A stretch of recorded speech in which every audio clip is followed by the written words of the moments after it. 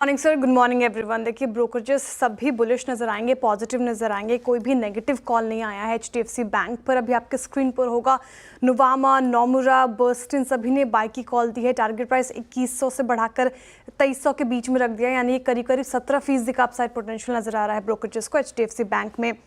सभी फर्म्स ने माना कि Q1 स्टेबल रहे हैं नतीजे, और आगे चलकर और उम्मीद है अच्छी होने की। एसेट क्वालिटी थोड़ी हल्की कमज़ोर रही, जो कि यतिन जी भी मेंशन कर रहे थे। नोमुरा ने इसीलिए फाइनेंशियल ईयर 26 और 28 में रिटर्न ऑन एसेट 1.7 से 1.9% और रिटर्न ऑन इक्विटी 13 से 14.5% रहने का अनुमान जताया है।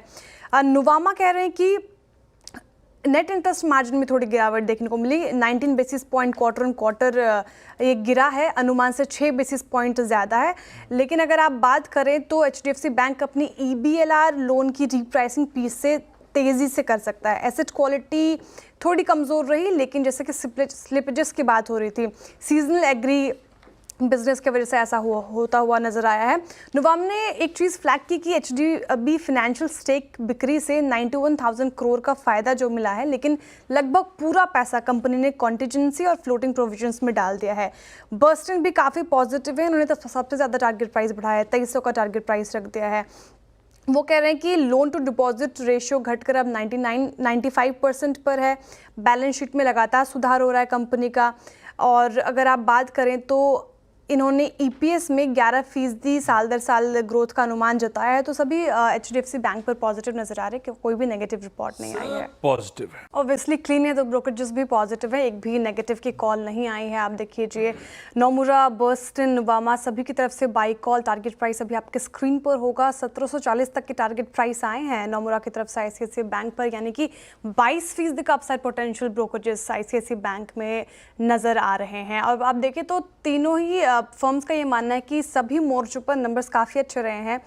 चाहे आप बात कर लीजिए लोन ग्रोथ की, NII की, कोर NNI की, प्रॉफिट की, सभी पर अच्छे नंबर। एसेट क्वालिटी थोड़ी सी स्थिर रही है नोमुरा का मानना है, लेकिन लोन ग्रोथ काफ़ी अच्छी रही, जो कि एक पॉजिटिव ट्रिगर है।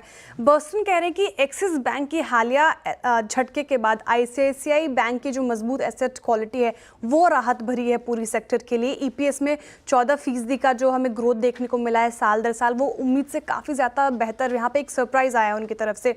और बर्स्टिन ये भी मान के चल रहे हैं कि पिछले कुछ क्वार्टर्स की तरह इस बार भी ICICI बैंक अपने प्रॉफिट्स को लेकर फोकस में है, तो वैल्यूएशन प्रीमियम को सही ठहराने वाला प्रदर्शन रहा है। नुवामा ने भी सभी बातें यही दोहराई है, और वो कह रहे हैं कि अभी तक सभी बैंकों में आप देखें तो नेट इंटरेस्ट मार्जिन पर ICICI बैंक का सबसे अच्छा प्रदर्शन रहा है, इसलिए बुलिश रिपोर्ट।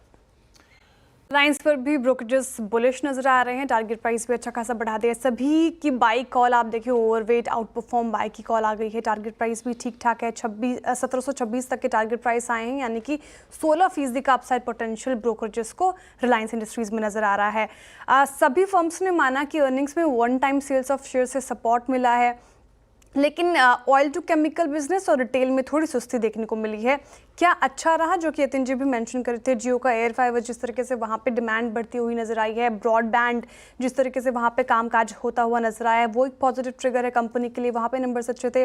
कंपनी अब न्यू एनर्जी लॉन्च की तैयारी में है, तो नोमुरा ये मान के चल रहे हैं कि नियर टर्म में 3 मेन ट्रिगर्स होंगे। वो होंगे न्यू एनर्जी का कैसे कंपनी विस्तार करती है, कैसे एक्सपेंशन करती है उस मोर्चे पर, जियो में टैरिफ हाइक किस प्रकार से होती है, और जियो का IPO जो अब 2025 के बाद ही आएगा, तो वहाँ पे क्या डेवलपमेंट्स होते हैं, वो एक पॉजिटिव ट्रिगर होगा। फाइनेंशियल ईयर 26-27 के लिए नोमुरा ने पैट का अनुमान 1%, 26 के लिए और 27 के लिए 10% घटाया है, और फाइनेंशियल ईयर 27 के लिए EBITDA भी 3% घटा दिया है।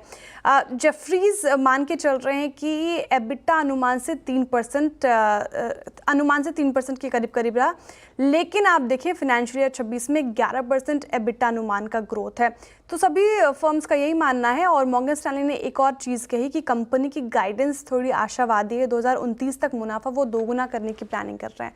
तो काफ़ी अच्छे रिजल्ट्स और पॉजिटिव कमेंट्री, ब्रोकरेजेस भी बुलिश। Okay, brokerages bullish